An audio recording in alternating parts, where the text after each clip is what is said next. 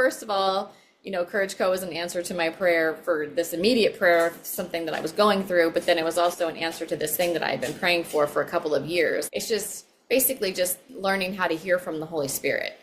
And he's speaking to me, and maybe he's speaking to me about you, and then I can share that with you as a word of encouragement.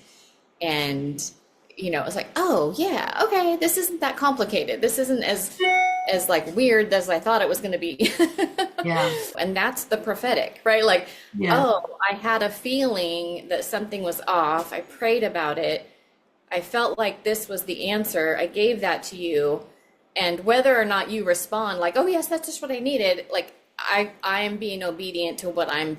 But when you receive a word from someone like yourself, like how it just changes you, because then you feel like, oh, I do matter, right? I am seen and God is with me.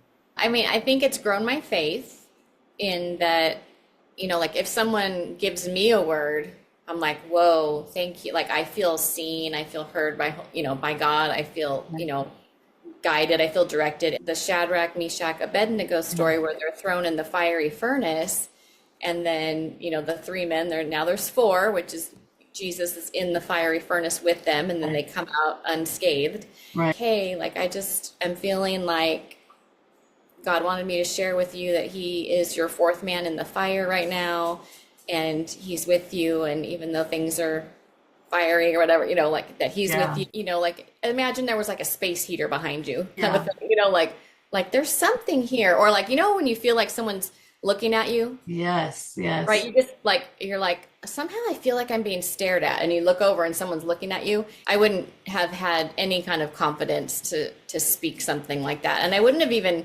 probably been aware that God could speak to me like that.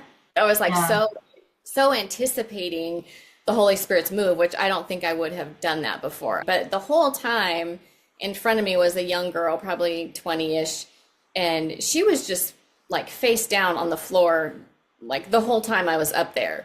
That's what, like, it's so cool about the Holy Spirit is like, I just started praying, don't really know what I was saying, but it was something about, I can't even remember now. It was like, and I was so proud of her for like being so brave and so just like letting it all out, not caring who saw her, right?